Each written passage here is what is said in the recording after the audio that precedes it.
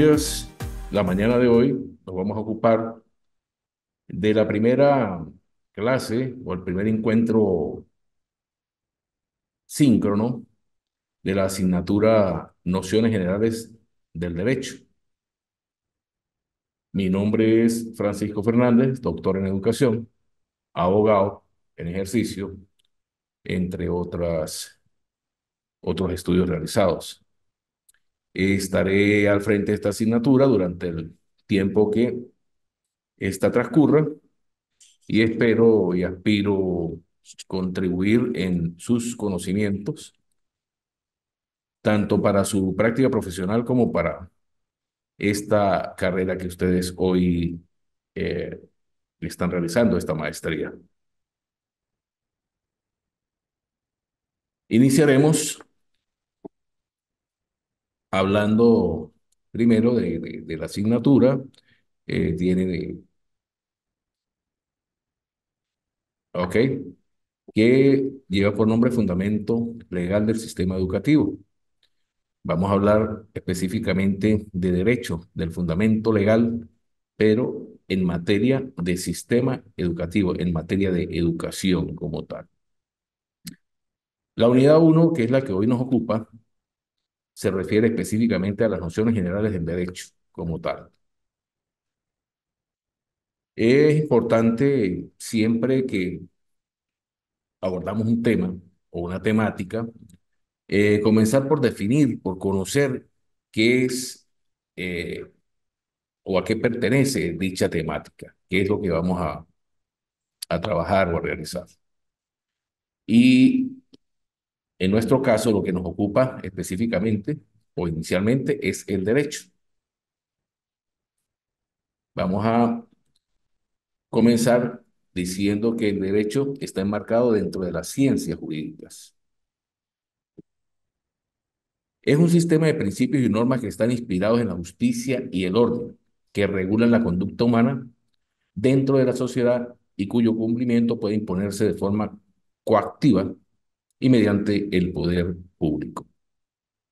Eh, es necesario que establezcamos dentro de una sociedad normas y principios, como se ha hecho desde tiempos ancestrales, pues de esta manera podemos coexistir de mejor forma en sociedad.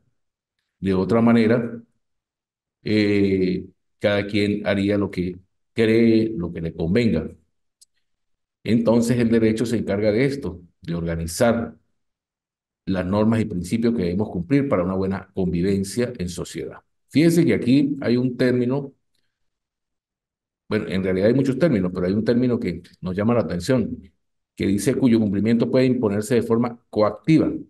Y entonces vamos a decir que la coactiva o la coactividad es un procedimiento administrativo por el cual las instituciones públicas o instituciones donde el Estado es accionista mayoritario cobran sus acreencias frente a los deudores. Es decir, es el Estado el encargado, como dice allí, de cobrar sus acreencias. En el caso del derecho, pues, de colocar las leyes o imponer los castigos necesarios producto de cualquier incumplimiento en esta área. Por su lado, también podemos decir que el derecho es una institución cultural exclusivamente humana, como son también el lenguaje, el arte o la economía. Esto según Barros. Pero derecho, pues, es una rama muy amplia y es necesario descomponerla para poder estudiar las diferentes ramas o áreas, también le llaman materias del derecho, al igual que la medicina. Si ustedes observan, la medicina es amplia, pero está los médicos pediatras, la medicina también deportiva, entre muchas otras. En el caso del derecho, vamos a referirnos o vamos a revisar algunas de estas ramas y seguimos, por ejemplo, que tenemos el derecho político, también el derecho constitucional, derecho administrativo, derecho migratorio, derecho procesal, derecho fiscal o tributario, derecho penal, derecho público. Como ustedes ven, Hay diferentes ramas. En algunos casos se le llaman materias. Muchas veces a los abogados nos preguntan qué materia trabaja usted, qué materia atiende. Entonces, bueno, yo trabajo derecho constitucional, derecho procesal, etcétera. En este caso, pues la idea no es centrarnos en cada uno de los derechos, sino, como lo dice, las nociones básicas es lo que vamos a utilizar a tratar en esta primera unidad. Y en base a eso, entonces, nos aparece el derecho educativo. Pero fíjense que el derecho educativo, según los expertos y los especialistas, nos dicen que es una rama del derecho público. Está allí, constituida allí. Y vamos a definirlo porque en realidad los fundamentos educativos del derecho son los que nos van a ocupar. Entonces decimos que el derecho educativo es aquella disciplina jurídica, fíjese, jurídica, disciplina jurídica también está marcada, y científica de carácter especializado. ¿Por qué? Porque es el derecho educativo específicamente y autónomo, que tiene como objeto reconocer, estudiar y desarrollar integralmente el derecho fundamental de la educación. En su dimensión objetiva y subjetiva, buscando sistematizar, analizar y renovar el ordenamiento jurídico de las políticas públicas que regulan y garantizan los derechos, deberes y libertades de la familia, la sociedad y el Estado en el proceso educativo de los ciudadanos a partir de sus presupuestos antropológicos. Entonces, bueno, ya una vez definido qué es el derecho y qué es el derecho educativo, que es el que nos va a ocupar, procedemos a revisar algunas acepciones del derecho como tal. Y partimos precisamente del derecho y partimos eh, revisando que el derecho es un vocablo latino que significa directum. Esto significa lo que conforme a la regla, a la ley o a la norma. Por su lado, Viloro Torazo, este es un jurista mexicano, dice lo que no se desvía ni a un lado ni al otro. Según él, interpreta directum de esa manera. También se le conoce en el latín como ius. Por otro lado, decimos que el derecho se inspira en postulados específicamente, en postulados de justicia y constituyen un orden tanto normativo como institucional que regula específicamente la conducta humana para desempeñarse dentro de una sociedad. Fíjense, aquí vemos plasmado en esta rama, en esta parte, vemos plasmado eh, prácticamente el concepto del derecho como tal, ¿sí? Ahora, en el derecho podemos decir o conseguir el objeto del derecho como tal. Y decimos que el objeto del derecho es un ente, tanto material como inmaterial, y sobre él recaen tanto acciones como relaciones jurídicas. Por otro lado, el derecho lo podemos clasificar de dos formas, tanto objetivo como subjetivo. Hay otras clasificaciones del derecho. En el caso que nos ocupa, vamos a tomar la de tanto el objetivo como el subjetivo. En cuanto al objetivo, decimos que es un conjunto de normas de cumplimiento obligatorio por parte del Estado y que tienen un orden social. El subjetivo, por el contrario, es una facultad que se le ha otorgado específicamente al sujeto. El derecho parte inicialmente de unas fuentes. ¿Qué son específicamente las fuentes? Bueno, de dónde nace el derecho? ¿De dónde conseguimos construir todas y cada una de esas normas? Inicialmente esa fuente son los hechos como tal, los hechos, y mediante estos hechos surge el contenido del derecho, por supuesto, vigente, que está en un espacio y un momento determinado. Cuando hablamos de un espacio y un momento determinado, podemos decir que nos referimos a la vigencia del derecho. Vamos a hacer un ejemplo. Muchas veces ocurre una norma, primero, pero en el estado Táchira específicamente, eh, en algún momento se estableció que los motorizados deberían llevar tanto casco como un chaleco reflectivo, con las placas en la parte dorsal. Entonces, fíjese que a eso habla un derecho vigente en el momento y en el espacio, porque actualmente ya eso fue derogado. Ya vamos a hablar de lo que es derogado. Es decir, ya no está vigente. Entonces ya no es el momento de aplicación para tal norma. Y en el espacio, porque revisamos, eso fue establecido para el estado Táchira, no para el estado Mérida, ni para Maracaibo, ni Caracas, ni nada por el estilo. Entre las fuentes encontramos las históricas, las reales o materiales y las formales, tres tipos de fuentes específicamente. En cuanto a las históricas, podemos decir que es un conjunto de documentos o textos antiguos, libros, textos, papiros, que encierran el contenido de una ley. Sí. Es decir, son todas aquellas documentos que tenemos que han surgido en un momento dado y que nos han dado soporte o pie para todas las leyes que hemos establecido o hemos creado. En cuanto a las reales o materiales, decimos que es un conjunto de factores históricos, políticos, sociales, económicos, culturales, éticos o religiosos que influyen en la creación de la norma. Y finalmente la formal es un conjunto de actos o hechos que realiza el Estado, la sociedad, el individuo para la creación de una. Fíjese, si englobamos todo esto, podemos ver que tienen una coherencia con el tiempo. Muchas de las leyes que actualmente hoy tenemos vigentes vienen y datan desde el Imperio Romano, desde ese tiempo por allí, ¿sí?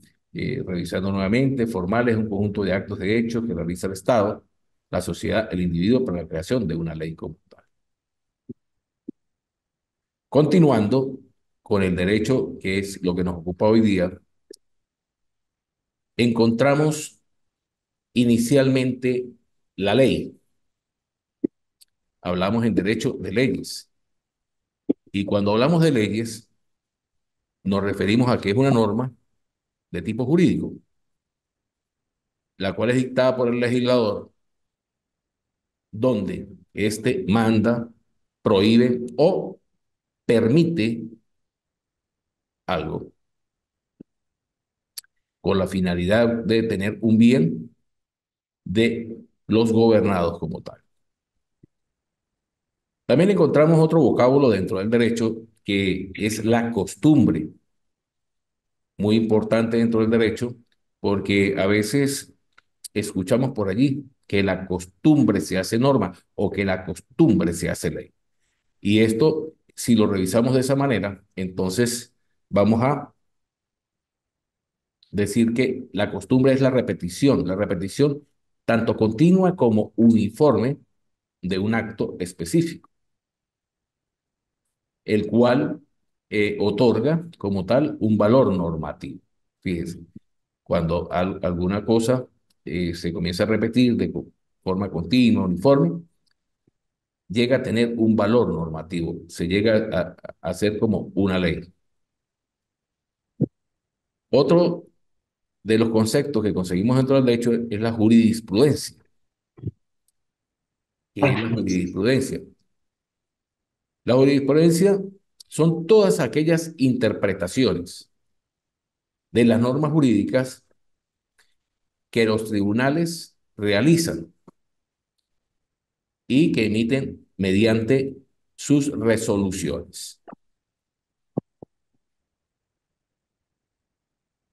Haciendo un paréntesis, veo que está conectado Luis.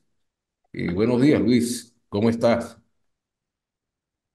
Este, buenos días, profe. Perdón por no haberme conectado antes, sino que no teníamos fluido eléctrico y apenas es que acabo de entrar para colocarme al día con la asignatura.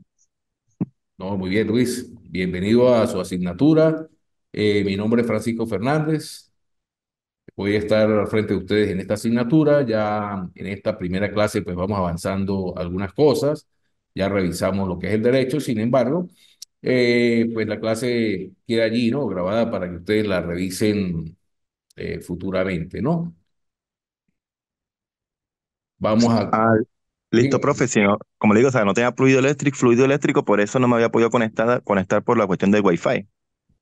Pero aquí estoy pendiente y apenas termine la clase y lo suban en YouTube, yo me coloco al día con las actividades y demás. magnífico. Cuando finalice la clase, pues esperamos que se conecte alguien más y les daré algunas instrucciones con respecto a la asignatura Ok, muchas gracias. para servirte. Entonces continuamos y estamos revisando todos aquellos vocablos que conocemos dentro del derecho. Ya hablamos de lo que es la ley, lo que es la costumbre y lo que es la jurisprudencia. Estos términos son universales,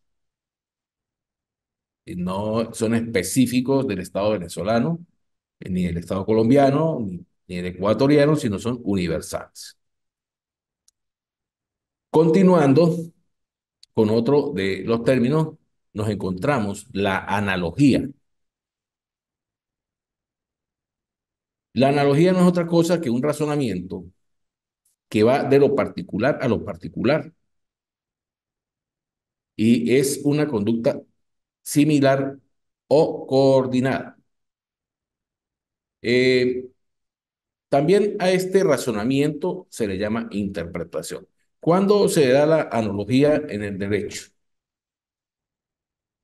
Eh, Fíjense que muchas veces, sobre todo los jueces, se consiguen con alguna situación, algún caso, en el cual no está establecido una ley específica, clara para ese tipo de casos, donde lo diga como tal, ¿no? Entonces, el juez pues recurre precisamente a esa analogía, a revisar situaciones. En el derecho también conseguimos el término doctrina y esta es la opinión como tal de los juristas, de los abogados. Regularmente pues juristas prestigiosos que se han dedicado a estudiar el derecho de una manera más profunda. Sobre una materia en específico. Ya les adelantaba anteriormente que a los tipos de derecho o a las clases de derecho también les llaman materia. Una materia específica o concreta y las cuales esos estudios son tratados, manuales, revistas científicas, charlas, entre otros. ¿Qué podemos decir de allí? Bueno, algunos abogados, por ejemplo, el caso de el derecho constitucional. Muchos abogados pues se dedican a estudiar eso, o vamos a hacer uno que es más típico, que es el derecho laboral. Algunas veces entonces vamos a buscar nosotros la ley orgánica de trabajo y nos conseguimos que nos ofrecen la ley como tal o ofrecen la ley comentada. Bueno, la ley comentada es precisamente ese análisis que ha hecho un jurista en materia de laboral, que es especialista en laboral, y pues se dedica a comentar, a hacer su análisis con respecto a ese enfoque. Cuando hablamos de la norma en derecho, decimos que es una regla específicamente de conducta que es dictada y o promulgada por un poder que tiene facultades para tal fin, ¿sí?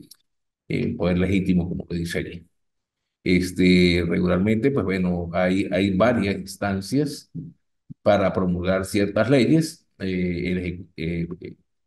Primero es la parte ejecutiva como tal. El presidente, en algunos momentos se le atribuyen normas desde el legislativo para promulgar ciertas normas. También a otros niveles, tanto del legislativo a nivel nacional como los legislativos a nivel regionales. A veces, el derecho nos encontramos con el Estado de Derecho. ¿Y qué es el Estado de Derecho? El Estado de Derecho no es otra cosa que un modelo de orden para un país o Estado, donde están sujetos todos los miembros o se encuentran sujetos todos los miembros a códigos y procesos legales como tal. Fíjense que muchas personas a veces dicen que no, es que aquí no hay leyes. Sí, comentarios como eso. Y otros le contestan, no, leyes sí hay, lo que no hay es Estado de Derecho. En cuanto al Estado de Derecho, que dice que es un orden de un país y están sujetos todos sus miembros, cuando hablamos de todos sus miembros, es todos los que hagan vida en ese país o en ese Estado. Y eso incluye a personas que estén en ese país provenientes de otros países, bien sea de visita o bien sea como inmigrantes o con cualquier otra situación, deben cumplir con todos ese ordenamiento jurídico de ese país o estado.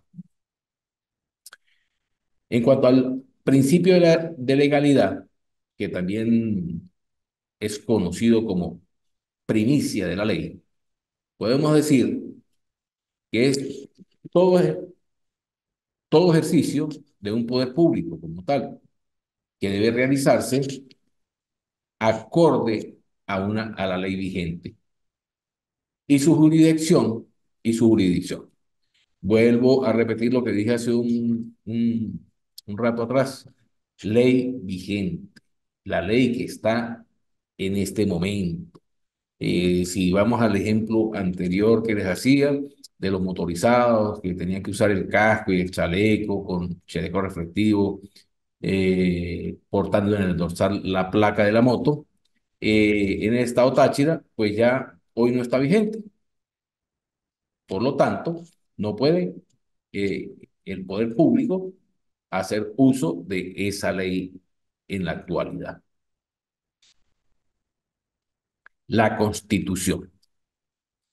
La Constitución de la República de cualquier país es el instrumento con mayor rango en cuanto a la ley se refiere. Y decimos que la Constitución es una ley. Ya habíamos definido lo que era una ley, pero es una ley fundamental. Es decir, es la ley de donde parten todas las demás leyes de un Estado o país. Y esta tiene rango superior a cualquier otra ley o cualquier otra norma. Es decir, por encima de la Constitución Nacional no existe otra ley. Por debajo, todas las demás. Cualquier ley debe obedecer a la Constitución Nacional. En caso tal de que la contrarie, pues bien, logramos nuevamente, tenemos problemitas con tanto el Internet como la electricidad y estamos en proceso de conexión y conexión nuevamente. Voy a retomar nuevamente la Constitución. La Constitución es la ley suprema, fundamental de un Estado, con rango superior a cualquier otra norma jurídica. Les decía que esta ley, la Constitución, está sobre todas las leyes, sobre ella ninguna. En caso tal de que una ley contrarie un artículo de la Constitución, ese artículo de esa ley queda nulo. No puede contrariarla de ninguna manera. Los reglamentos. Los reglamentos podemos decir que es una colección, por así llamarlo, ordenada, por supuesto, de reglas para la ejecución de una ley específica o varias leyes. En el caso que nos ocupa, que es la ley de educación, específicamente aquí en Venezuela tenemos la ley orgánica de educación. Entonces vamos a hablar ahora de decreto como tal. Y decimos que el decreto son todos los actos administrativos, los cuales son dictados por el Poder Ejecutivo. Ya lo decía antes, el Poder Ejecutivo es el encargado de elaborar toda la normativa legal, las leyes, sí, y ciertos reglamentos. Recordando bien que hay el Ejecutivo Nacional a nivel central y están los ejecutivos a nivel regional como tal. Vamos a hablar de la pirámide de Kelsen. Ahora, este señor Kelsen realizó una pirámide que permite representar el sistema jurídico como tal, de manera escalonado, para indicar eh, qué leyes dependen de cuáles. Vamos a revisar por este lado. Entonces, estas dos pirámides que tengo yo aquí eh, en pantalla. En el lado izquierdo podemos revisar que conseguimos tres secciones, por así decirlo. La primera sección y la que se encuentra más arriba es el nivel fundamental. Seguidamente el nivel legal, que es la intermedia y la segunda, y el nivel sublegal, que sería la tercera o la base como tal. En el lado derecho encontramos representada también en tres, aun cuando hay algunas subdivisiones. Vamos a revisar primero la del lado izquierdo, el nivel fundamental. Si observan, en la parte superior aparece la constitución de cualquier país. La pirámide de Kelsen, como lo dije anteriormente, también como la constitución, es universal, ¿sí? Después de la constitución aparecen los tratados, todos aquellos tratados suscritos por el Estado eh, en relación al nivel mundial, con la ONU, ¿sí? Y todas esas organizaciones, los tratados de derechos humanos, entre otros. En el nivel legal, después conseguimos las leyes como tal. Y aparece inicialmente las leyes, luego leyes orgánicas, luego leyes ordinarias, resoluciones legislativas, reglamentos del Congreso, decretos de urgencia y decretos legislativos. Vamos a revisar en estos dos niveles. Muchas veces nos conseguimos que alguien nos dice eso es ilegal, pero también escuchamos por allí eso es Bueno, sí, te decía, ¿ves? ¿Ah? Quiere que yo te decía inconstitucional. que si tenías una por ahí de cuagre. Ah, no, pero Botanita, man. No, pero tú eres mi hermano, te no te lo puedo dar. Cuando la INE fue al cabo, ajá, Manuela me... Ok, ahí te bajé, te coloqué, te silencié el micrófono, Luis, porque se escucha algo por allí. Vuelvo allí. Tenemos el nivel fundamental y el nivel legal. Y escuchamos que eso es ilegal y a veces escuchamos que es inconstitucional. Bueno, fíjese, el inconstitucional viene de que está en contra de la Constitución y el ilegal viene en que está en contra de las leyes. Si bien la Constitución es una ley, es la ley suprema, como estamos llamando. Por encima de ella, como le dije, no puede existir nada, no puede contradecir ninguna ley la Constitución Nacional. Por ende, cuando eh, alguna persona realiza algún acto en contra o que está tipificado en la Constitución y es contrario a este, hablamos de inconstitucional. Y cuando está tipificado en una ley que no sea la Constitución, entonces hablamos de ilegal. Finalmente, y en la base de la pirámide, encontramos el nivel sublegal, que dice que son los reglamentos o decretos supremos, resoluciones supremas, resoluciones ministeriales, resoluciones dictatoriales, perdón, directorales, resoluciones jefaturales, otras resoluciones, sentencias, contratos, testamentos, etc. La pirámide de la derecha tiene más que ver ya con la parte educativa, si queremos verlo. Y si observan, igual aparece la Constitución en la cima, en la punta. ¿Por qué? Porque es la suprema. Luego sigue apareciendo los tratados y convenios aprobados. En este caso, todos aquellos tratados y convenios aprobados por la nación con las organizaciones a nivel mundial en materia de educación. Luego aparece la Ley General de Educación. Luego aparece la Ley de Reforma Magisterial y finalmente aparece ley de la base de la carrera administrativa de las remuneraciones, ley de productividad y competitividad laboral. Pareciera que no tienen muchas cosas que ver cuando hablamos de eso con la educación, pero ya vamos a ver más adelante que sí están estrechamente ligadas con la educación. Luego aparecen las normas administrativas, que son los decretos supremos, las resoluciones supremas, las resoluciones de órganos centrales de personal, oficios, circulares, memorandos, entre otras. Y finalmente las normas técnicas, que tienen que ver con los reglamentos de organización y sus funciones, el manual de organización y funciones y otros instrumentos técnicos. Seguimos por acá con las resoluciones como tal y decimos que las resoluciones son actos administrativos de efectos particulares, los cuales son dictados por las autoridades, bien sea gubernamentales o judiciales. Fíjese lo que es una resolución gubernamental o judicial. Luego tenemos las ordenanzas. Las ordenanzas son actos sancionados por las cámaras municipales. Es decir, estos son a nivel ya de los municipios como tal, ¿sí? Estas mismas regulan las actividades de ese municipio como tal. En educación se acostumbra mucho a hablar de circulares también, no solo en educación, pero como es el caso que nos ocupa, hablemos de la educación. ¿Y qué es una circular como tal? Una circular es un documento que contiene ciertas instrucciones concernientes a la organización o al funcionamiento interno de la institución. Eh,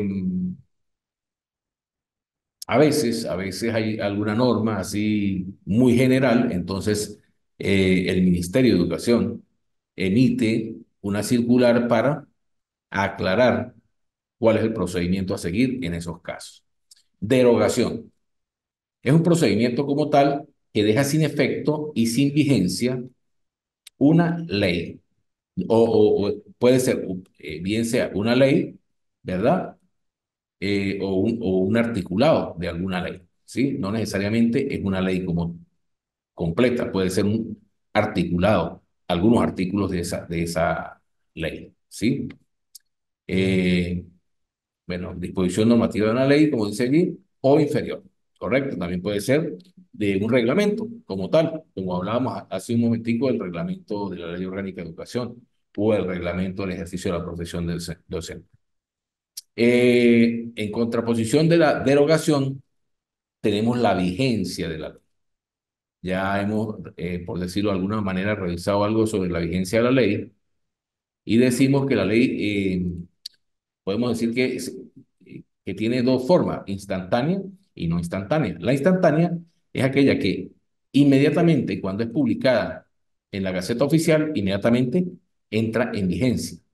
Pero la no instantánea es que aún cuando es publicada en la Gaceta Oficial, tiene fecha posterior o a veces inclusive anterior. Aquí en Venezuela ha ocurrido que ha hecho un aumento de sueldo, por decir algo, y lo decretan, qué sé yo, el 15 de mayo, por decir una fecha, y dice que esta ley entra en vigencia a partir del 1 de mayo, aun cuando se dictó el 15 de mayo, pero lo dice la Gaceta. Y en algunos casos, pues, lo dictan en abril, pero dice que tiene vigencia a partir del 1 de mayo.